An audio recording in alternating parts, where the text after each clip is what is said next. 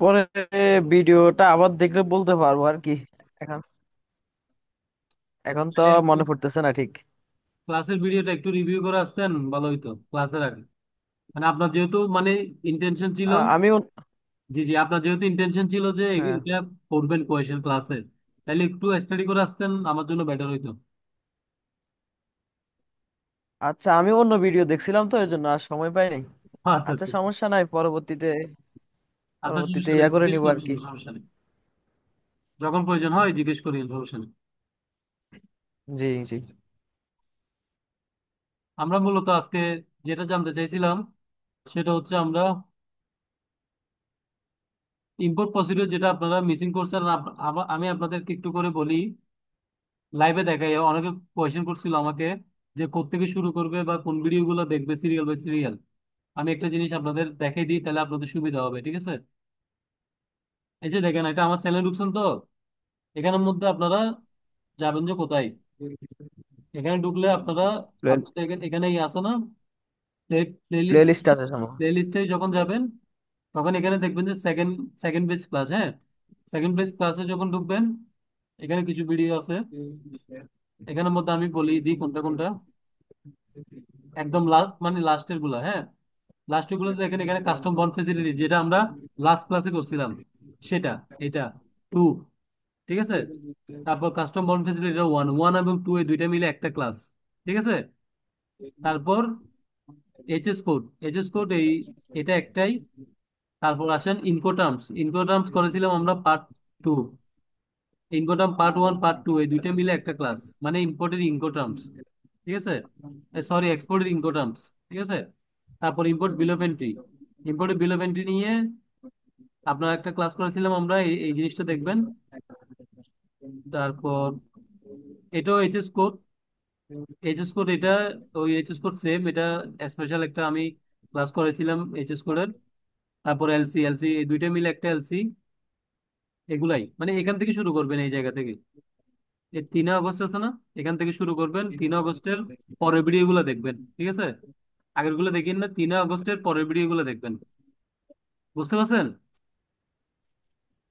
মানে 3 আগস্ট কে এক ধরবেন, 6 কে 2 ধরবেন, 14 24 এরকম সিরিয়ালি দেখবেন।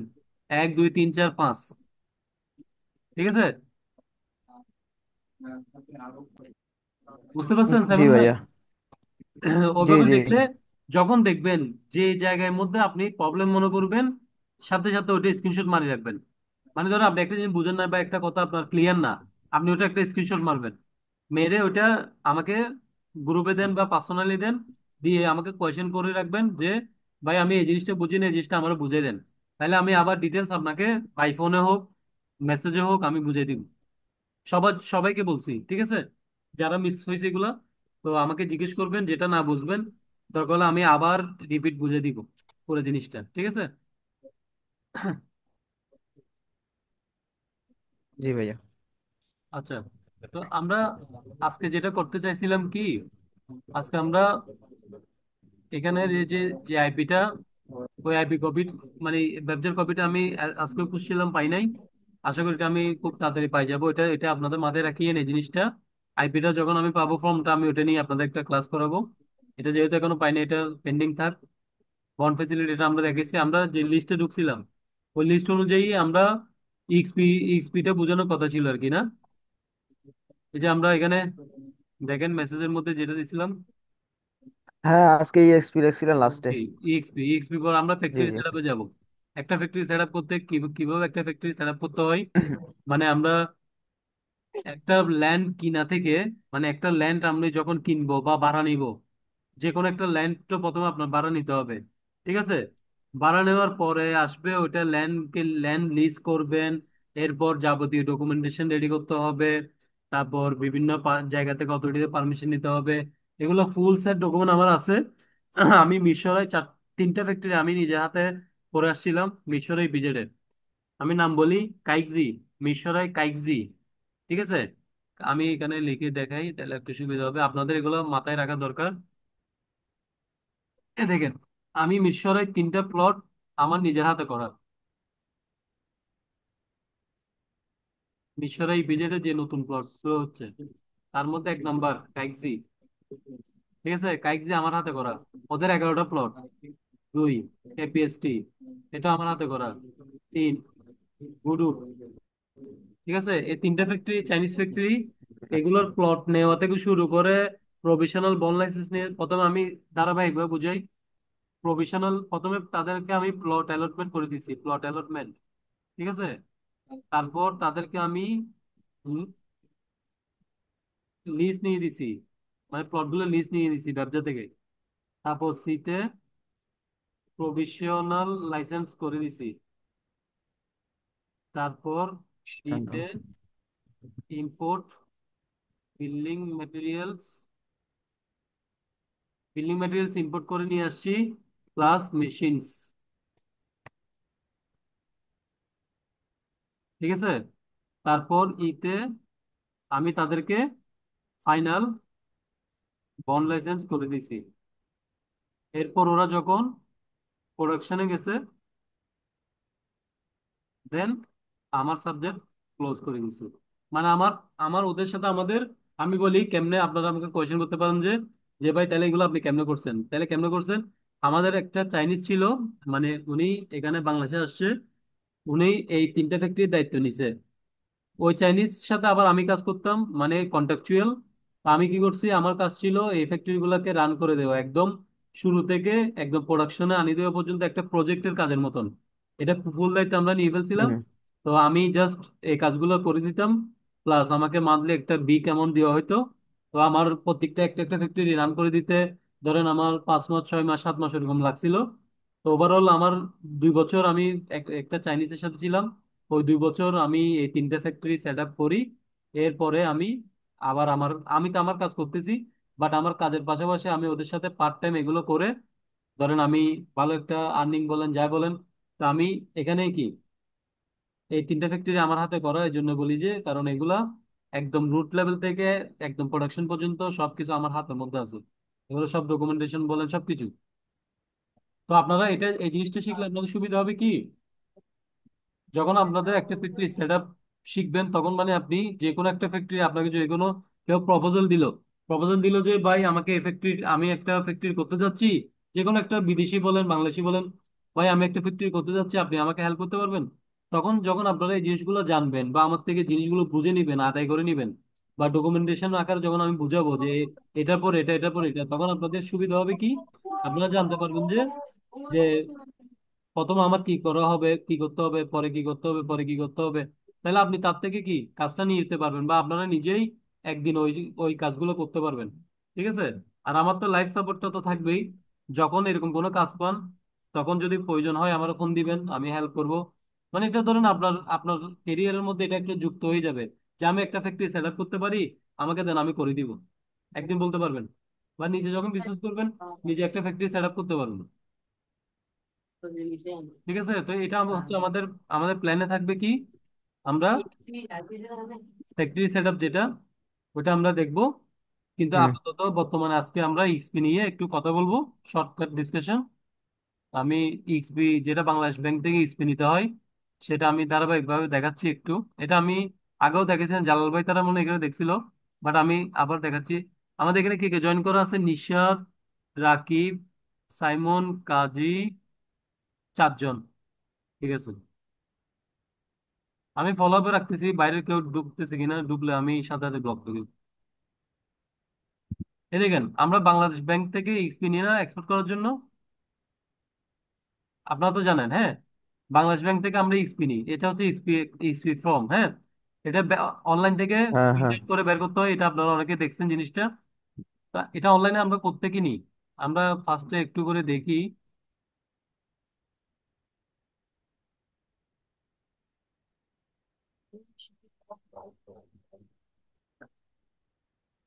ধরেন আমরা এখানে লিখলাম বাংলাদেশ ব্যাংক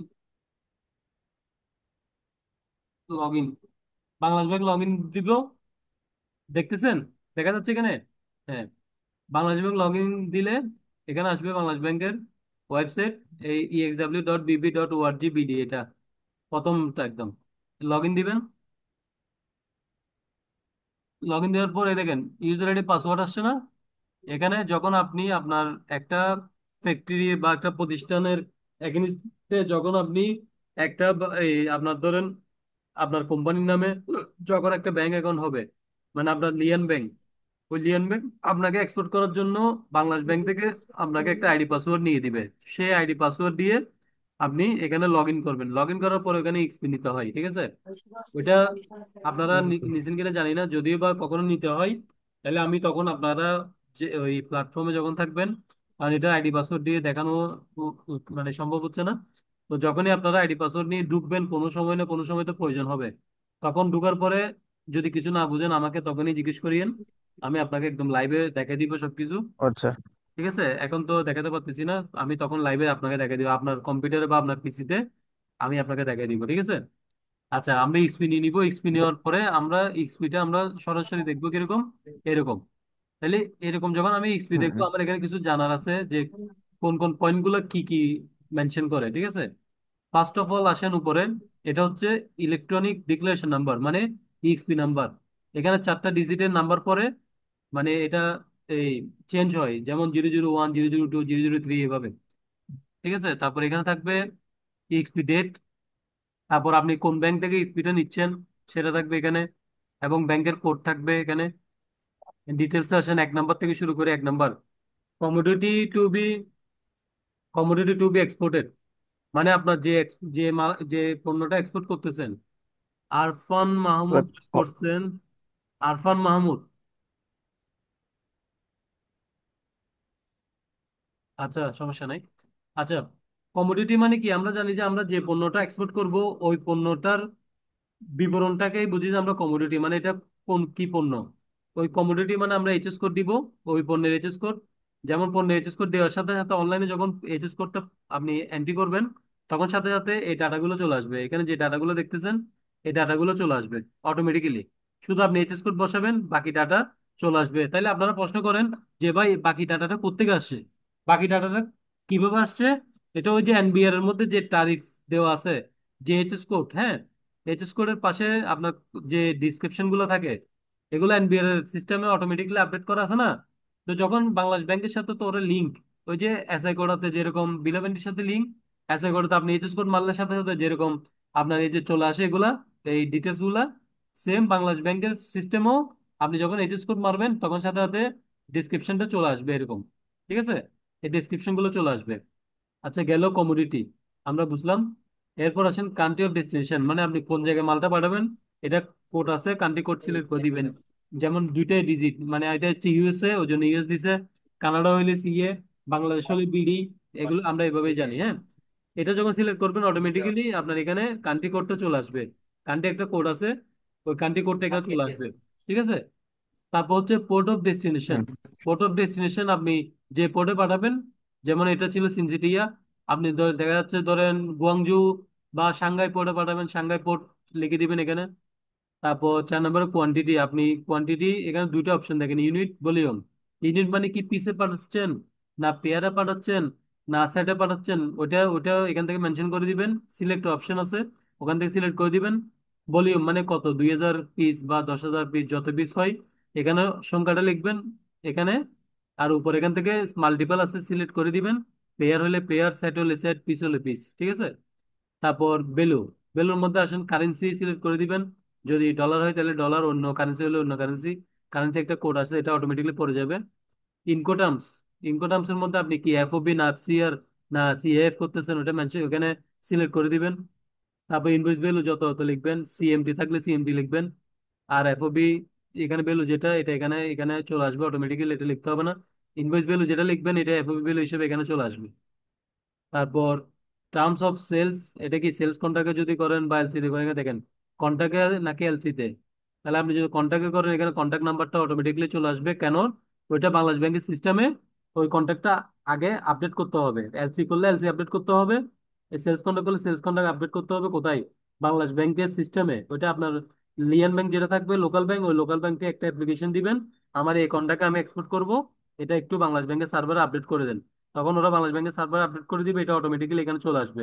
এটা আপনি যখন সেলস ইস্যু করতে যাবেন, তখন যখন এই কন্ট্যাক্ট নাম্বারটা লিখবেন এই ডাটাগুলো সব চলে আসবে। মানে আপনার ফ্যাক্টরির নাম, কোথায় মাল পাঠাচ্ছেন ওই ডাটাগুলো আগে থেকে এন্ট্রি হয়ে থাকে, ওই জন্য এগুলো চলে আসবে। তারপর আপনার যদি এলসি হয়, এলসি নাম্বার মারলে সাথে সাথে সব অন্য ডাটাগুলো আসবে, কোম্পানির নাম টাম এগুলো চলে আসবে। বাকি ডাটাগুলো আপনার ফিল আপ করতে হবে, ঠিক আছে? তারপর নেম এন্ড অ্যাড্রেস, ইম্পোর্টার কনসাইন, এটা হচ্ছে মাল যেখানে পাঠাচ্ছেন, ওই ওই নেম এন্ড অ্যাড্রেস, এই যে বললাম অটো চলে আসবে। আপনি এখানে কন্ট্যাক্ট নাম্বার লেখার সাথে সাথে এই জায়গার মধ্যে কন্ট্যাক্ট বা সেলস কন্ট্যাক্ট বা এলসি নাম্বার যখন টাইপ করবেন, তখন সাথে সাথে আপনার এই যে ইম্পোর্টার বা কনসাইনি এই অ্যাড্রেসটা এখানে চলে আসবে, এটা অটো চলে আসবে, এটা হাতে লিখতে হবে না। ঠিক আছে, আচ্ছা এটা আসলো। তারপর আমরা নিচে যাব।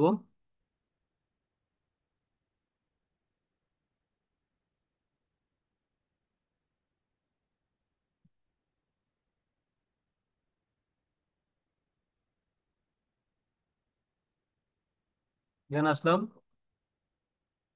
নেম ক্যারিং ভেসেল, এটা কি সি তে পাঠাচ্ছেন না রোডে পাঠাচ্ছেন, না সি তে লোকাল বা ইয়ারে, যেটা হোক তিনটা থেকে একটা সিলেক্ট করে দিবেন। সি হলে সি, রোড হলে রোড, এয়ার হলে এয়ার। বিল তার রেলওয়ে রিসিভ নাম্বার, এটা মানে বিএল নাম্বার, এটা দরকার নাই, এটা তো আপনি আর পাবেন না, এটা শিপমেন্ট করার পরে পাবেন।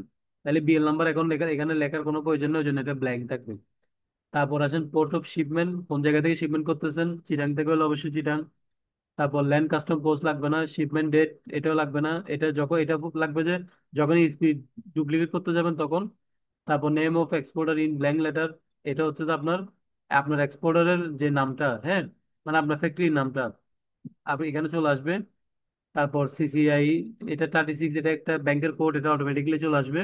কারণ আপনি যখন ব্যাংকের লিয়ান ব্যাংকের সাথে আপনার ফ্যাক্টরি বিনের সাথে কানেক্ট করবেন, ওখানে একটা কোড থাকে, ওই কোডটা সিসিআই বা রেজিস্ট্রেশন নাম্বারে চলে আসবে।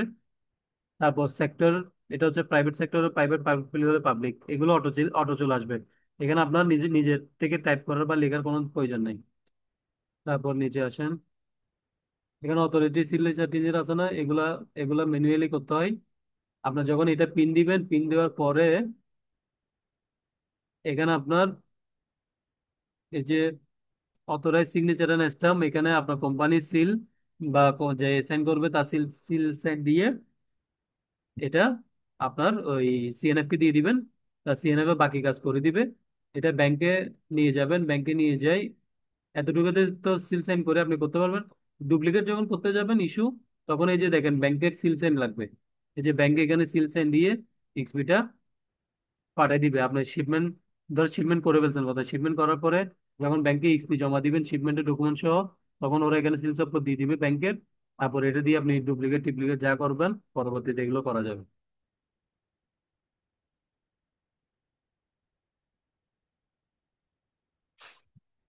বুঝছেন কিনা বলেন, কোনো কোয়েশ্চেন থাকলে বলুন।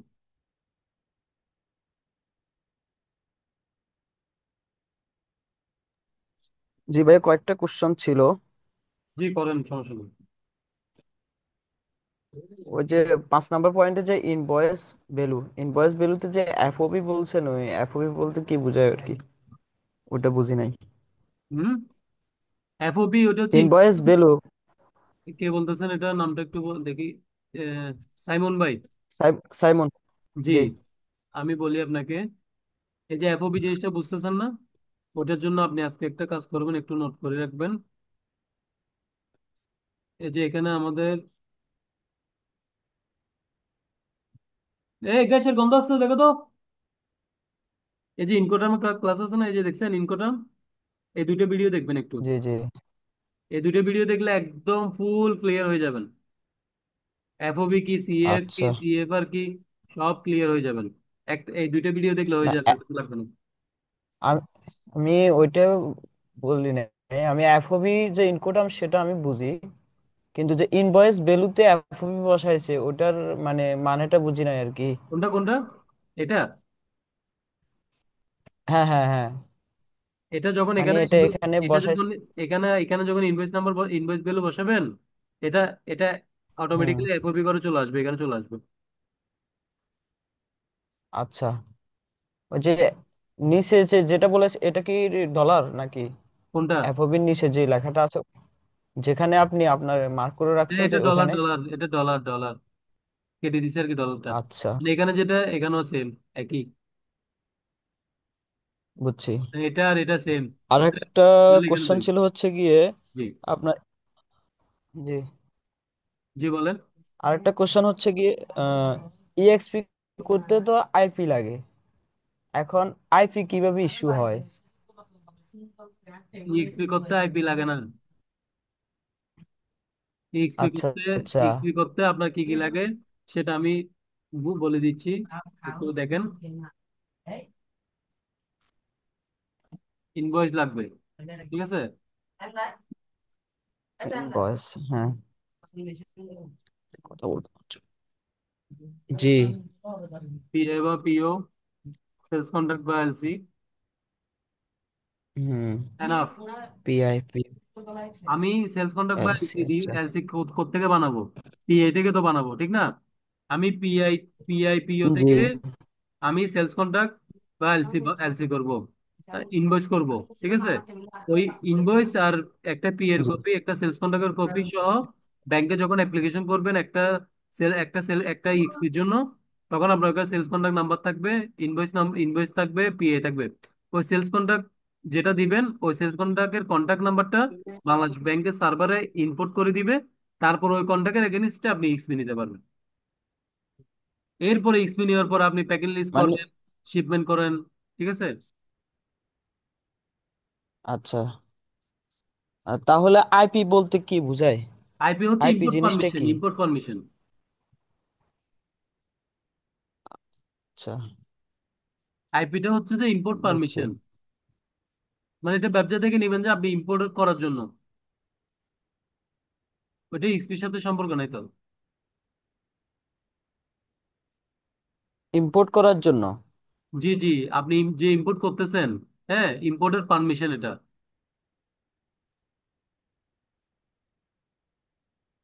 বুঝছি। আচ্ছা, আমি এই জিনিসটা একটু কনফিউশন লাগতেছে। মানে আমরা তো ইম্পোর্টটা আগে করে ফেলি, তারপরে হুম। ইম্পোর্ট করার পরেই তো আমাদের এলসি হয়। ইম্পোর্টের পরে এলসি হয়। এখন নর্মালি আমাদের ধরেন যে কোম্পানিতে আমাদের মাল তো র মেটেরিয়াল যেগুলো উঠে এগুলো তো আগে উঠে যায় নাকি, নাকি আইপি হওয়ার পরে উঠে? আপনি যখন ইম্পোর্ট করে, আপনার ফ্যাক্টরি যখন ইম্পোর্ট করে, ঠিক আছে, তখন সে আগে জি। আইপি করবে, আইপি করার পর তো সে ইম্পোর্ট করতে পারবে, মালটা আনতে পারবে।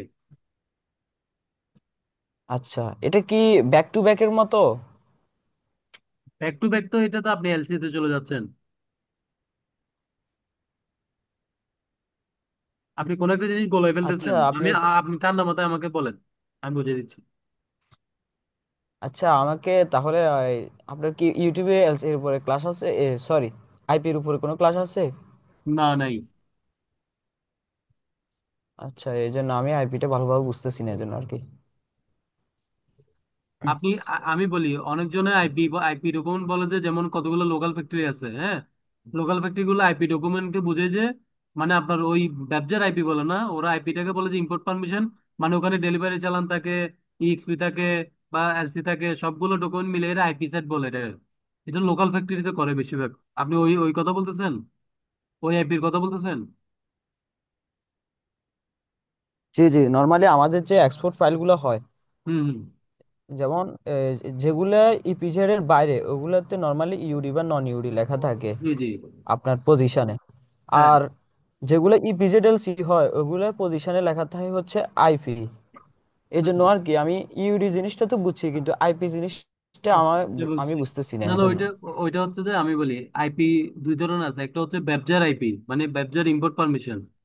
আপনি যদি ব্যবসার কোনো ফ্যাক্টরি আচ্ছা থেকে যখন মাল ইম্পোর্ট করবেন আপনার ফ্যাক্টরিতে, সাপোজ আপনারটা হচ্ছে যে নন ব্যবসা, মানে নন ইপিজেড, কিন্তু আপনি ইপিজেড থেকে মালটা আনতেছেন, ঠিক না? তখন ইপিজেড এর প্রতিষ্ঠান আপনাকে একটা আইপি কপি দিবে, বুঝছেন? একটা আইপি কপি দিবে, ওই আইপি কপিটা নিয়ে আপনি মালটা কি করবেন, ইম্পোর্ট করবেন ওর এখান থেকে। আমরা তো ইপিজেড থেকে ইম্পোর্ট করি না। এই তো, যদি আপনি তো অন্য জায়গাতে করতেছেন, কিন্তু যখন আপনি ব্যবসা থেকে জি কোনো জি। মাল আনবেন, তখন তখন সে আপনাকে একটা আইপি ডকুমেন্টের একটা সেট দিবে, যেটা আপনি ইম্পোর্ট করার জন্য আপনার থেকে প্রয়োজন হবে। যদি আপনারা অন্য ফ্যাক্টরি থেকে, মানে এই ইপিজেডের বাইরের ফ্যাক্টরি থেকে আপনি কোনো মাল ইম্পোর্ট করেন, সেক্ষেত্রে আপনি যেটা বলতেছেন আইপি সেট, ওইটা হচ্ছে যে আপনার এলসি, ইএক্সপি, তারপর আপনার ওই যে ডেলিভারি চালান, তারপর আপনার বেনিফিশিয়ারি, এগুলো দিয়ে আপনাকে একটা সেট দিবে। ওই সেট দিয়ে আপনি ইম্পোর্ট করবেন। ওটা হচ্ছে যে নন ইপিজেডের মানে কার্যক্রম আর কি। ইপিজেডের আর ইপিজেডের বাইরের গুলা ডিফারেন্স থাকে কাজ। ইপিজেড হচ্ছে আচ্ছা, জাস্ট বুঝছি। আইপিটা নিয়ে মানে ইম্পোর্ট পারমিশন, মানে ব্যবসার একটা ইম্পোর্ট পারমিশন আছে অনলাইনের, ওইটা নিয়ে ব্যবসা ইম্পোর্ট করতে পারবে, এক্সপোর্ট করতে পারবে ইপি দিয়ে, মানে এক্সপোর্ট পারমিশন। কিন্তু ওদেরও এত ঝামেলা নেই, আচ্ছা। কিন্তু বাইরের ফ্যাক্টরিতে কিন্তু অনেক ঝামেলা। ওর থেকে বেনিফিশিয়ারি লাগবে, ডেলিভারি চালান লাগবে, ইএক্সপি লাগবে, তারপর আপনার ওই যে এটা কি বলে, আরো 4-5টা ডকুমেন্ট প্রয়োজন হয়। ওই ডকুমেন্ট দিয়ে সে ইম্পোর্ট করতে হয়। কিন্তু ইপিজেডে যারা ব্যবসা আন্ডার, ওদের থেকে এত কিছু লাগে না। বুঝছি। আচ্ছা, আমি তার তাহলে এটা ইপি হবে নাকি? না না, আইপি ঠিক আছে আপনার কথা, মানে আমাদের ব্যবসার সিস্টেমে হচ্ছে যে আইপি, কিন্তু আপনার আইপি সিস্টেম হচ্ছে এটা ব্যবসার বাইরে। এটা হচ্ছে যে ওই যে যেগুলো বলছে বেনিফিশিয়ারি, ডেলিভারি চালান, আপনার ইন্সপিরেশন সব মিলে যে সেট, ওটা হচ্ছে আইপি সেট। ওটা নির্দিষ্ট কোনো আইপি না। আর ব্যবসাটা হচ্ছে আইপি আ- মানে ইম্পোর্ট পারমিশন, ওটা একটা নাম্বারও আছে। হুম, বুঝছি বুঝছি। আমি বলি আপনার এখানে আছে মনে হয় আইপির, আমি ফার্স্ট বেচের ভিডিও গুলোতে দেখি এখানে মনে হয় আছে।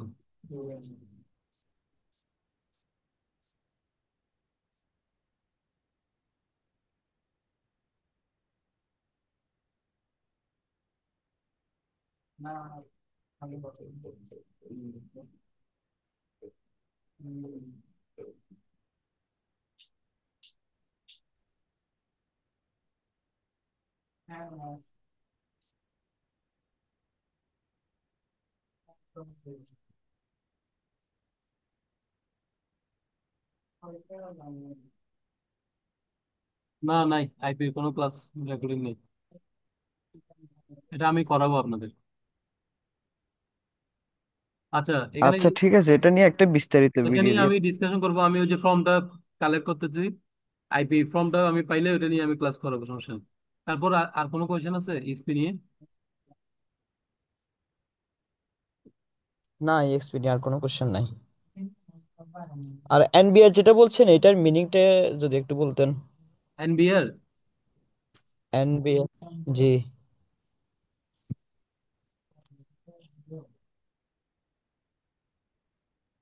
এনবিআর হচ্ছে ন্যাশনাল বোর্ড অফ রেভিনিউ। বুঝি নাই। National board of national, revenue, আচ্ছা আচ্ছা। National board of revenue. বাংলায় যদি বলি তাহলে এটা হচ্ছে জাতীয় রাজস্ব বোর্ড। আচ্ছা আচ্ছা, বুঝছি এবার। ঢাকা সেগুন ঠিক বাগিচা আছে।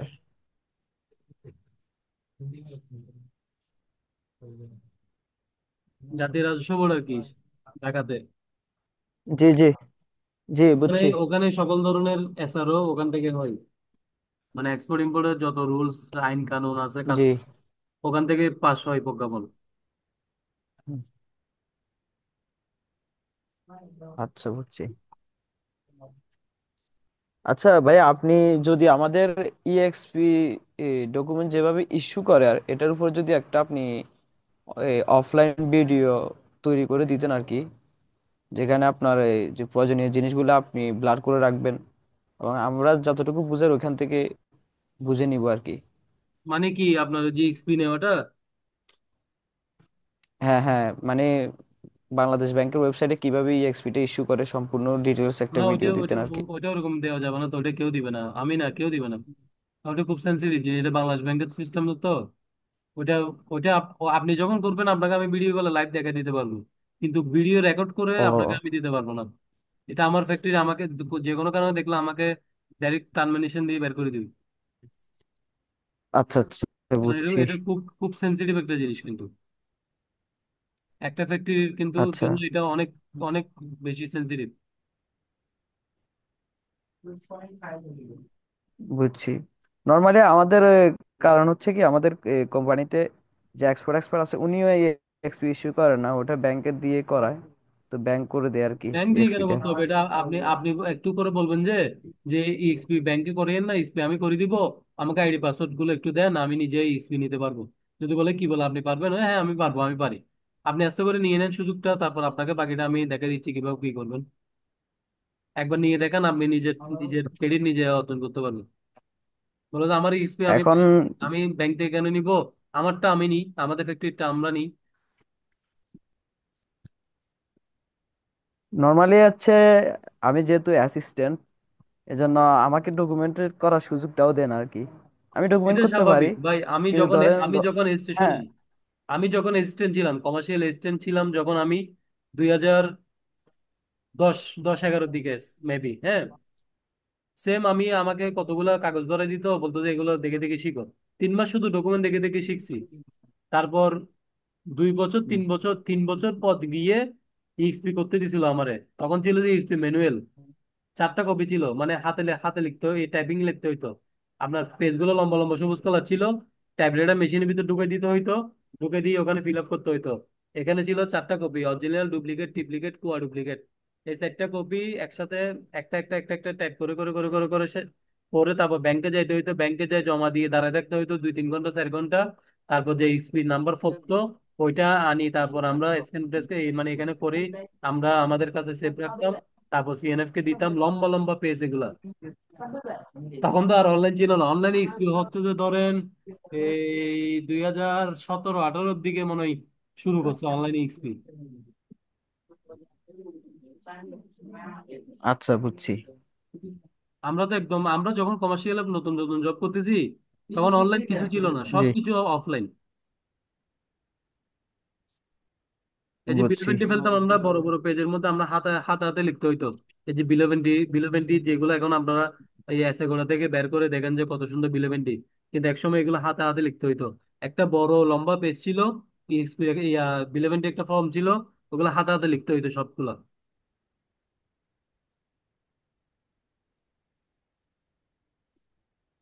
আচ্ছা যাই হোক, এ, বাকিদের কোনো কোয়েশ্চেন আছে? আপনারা শুধু একজন কথা বলতেছে, বাকিরা সব চুপ করে আছে।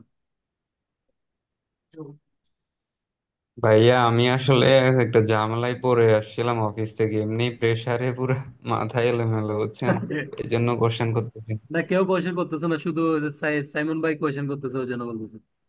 সবাই ভাই কোয়েশ্চেন করলে আপনার ভালো এদিকে লাগে। সবাই কোয়েশ্চেন করলে আমার ভাইয়া মনে হয় যে সবাই অ্যাক্টিভ আছে, মানে সবাই জানতেছে, শিখতেছে। চুপ করে থাকলে মনে হয় যে আপনি ভাইয়া মুখস্থ দেখে যাচ্ছেন কিন্তু কোনো কিছু শিখতেছেন না। তাহলে কোনো কিছু না শিখলে এটা আমার ব্যর্থতা। ভাইয়া রেকর্ডটা 2 মিনিটের জন্য একটু অফ করা যাবে? আচ্ছা ঠিক আছে।